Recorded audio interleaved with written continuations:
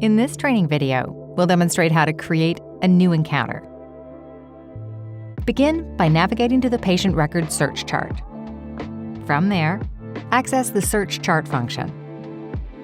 You can search for the patient using their last name, date of birth, or MRN. Once you've located the patient, click inside the box to open their chart. On the left-hand side, locate and click on Encounter. Once it loads, click on Add at the top to create a new encounter. This will prompt you to enter the date of service and select the type of visit from the drop-down menu.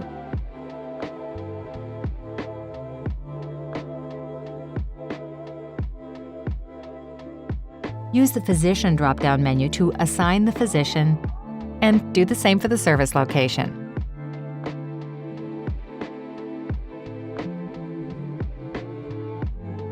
And that's how a new encounter is created.